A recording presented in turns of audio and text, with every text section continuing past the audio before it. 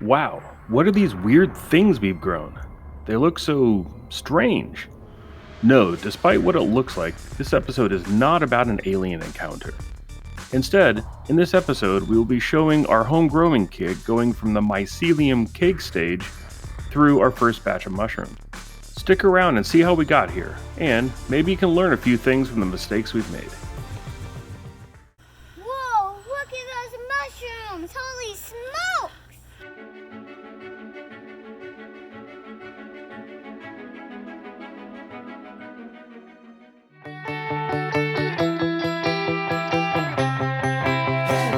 Just about 3 weeks ago, we inoculated 6 jars with 3 different spore strains: Shaggy Bane, Pearl Oyster, and Lion's Mane.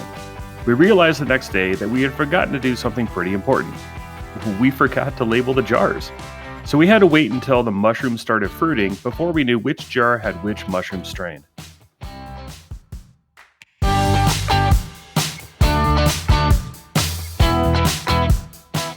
The first step to birthing the cakes is to find the colonized jars where the mycelium has fully taken over. Let's look at our jars to find the most mature. As you can see here, this is a good example of a fully colonized mycelium jar. The entire jar is white and looks spongy. This next jar is nearly complete, but you can see that there are some areas that have not been captured by the mycelium. Sometimes this indicates a problem from within the jar. Lastly, you will see this one hasn't produced any mycelium. The jars have been at the ideal temperature for 3 weeks, so there is another issue that we will address in our next video.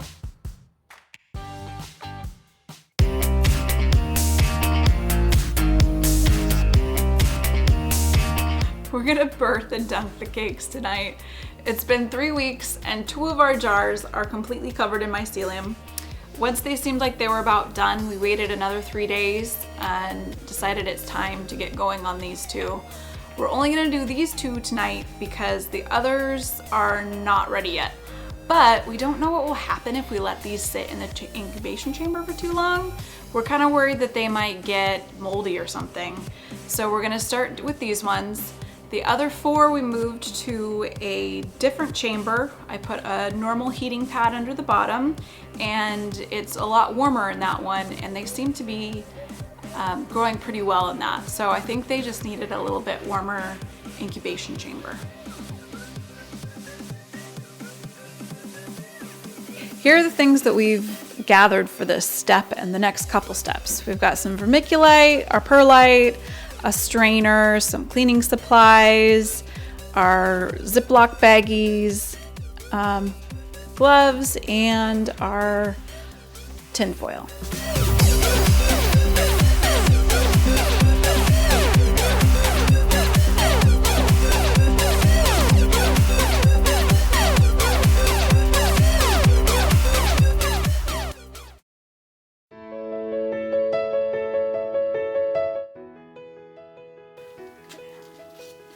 I'm just gonna take off the lid of the jar here, see what it looks like. It looks totally colonized. It's kind of soft and spongy on the top.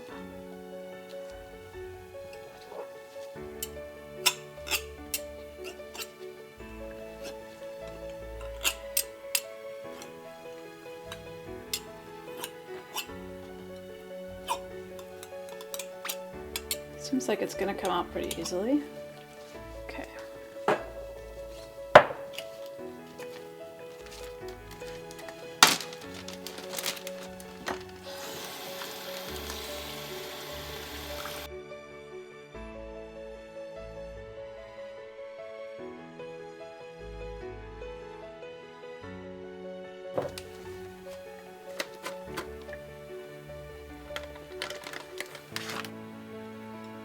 Okay, so it's gonna come right out of there. There we go.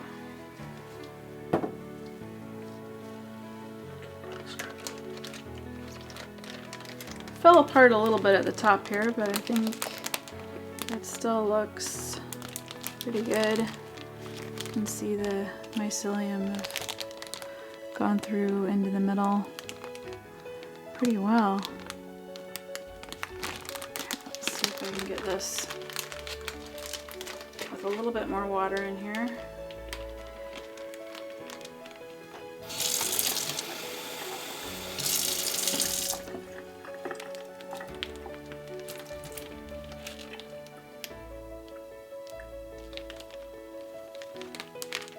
Okay, now we're gonna let these sit in the water for about 18 to 23 hours, and we'll move on to the next step of rolling the cakes.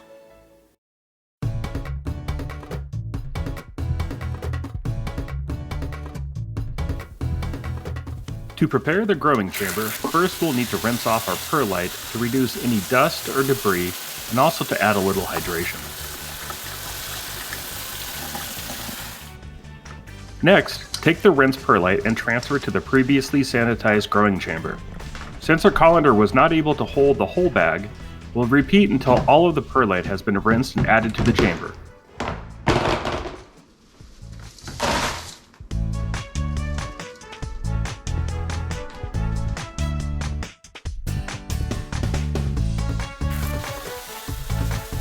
Let me take this moment to say thank you for watching our channel. And if you want to be notified of our future videos, especially the next one where we discuss our mistakes and how to fix them, please subscribe and check the notifications icon. Now that the perlite has been added to the chamber, we'll simply smooth it out and continue to set up the chamber to be ready for the mycelium cakes. There are just two more major items that we need to set up. Mushrooms need three key elements from their environment: a light source, fresh air, and relative humidity adjusted to the species. In our growing chamber, we're using a bubbler system where the fresh air is pumped into the water sitting at the bottom half of a jar that is then filled with polyfill to retain more moisture. In our system, we are using an aquatic pump that can be found at any common pet store.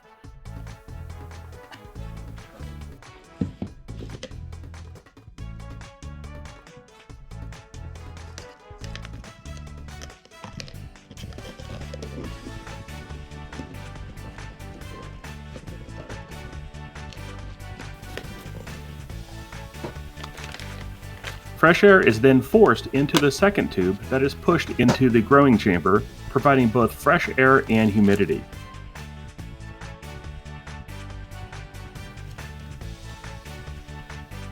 Lastly, we need to provide light to replicate nature, which triggers the mushrooms to pen and ultimately fruit.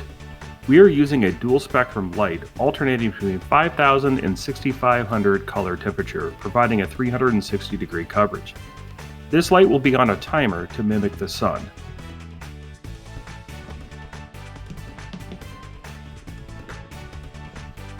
Don't forget to use tape to both keep your light in place but also avoid humidity from escaping the chamber.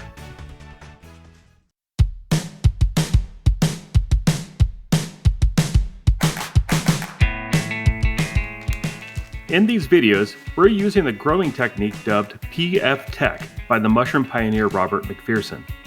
Vermiculite is used inside the jar to retain moisture and provide structure while the mycelium is inoculating the growing medium. During this next phase, we take the dunked cakes and roll them in a layer of vermiculite to provide long-lasting moisture to the cake.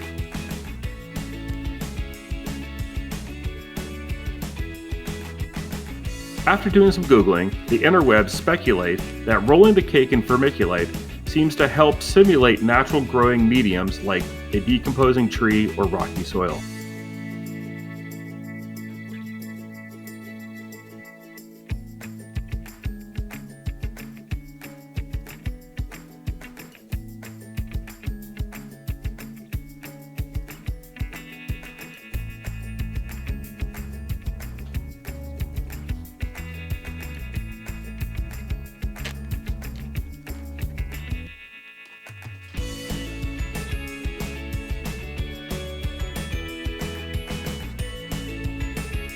Looking closely at the fresh rolled cakes, you can see that the vermiculite does not need to completely cover the cake.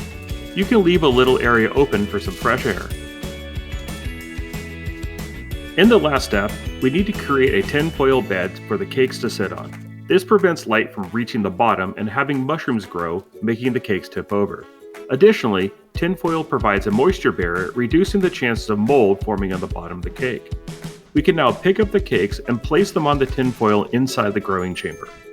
And voila, we're ready to go. The cakes are now ready to be sealed up, and they will grow for about 2 to 4 weeks. This is our growing chamber that has been going for 3 weeks. Tune in to our next video where we talk about the mistakes we've made and how to correct them. Once again, thank you for watching the Mushroom Vlogs.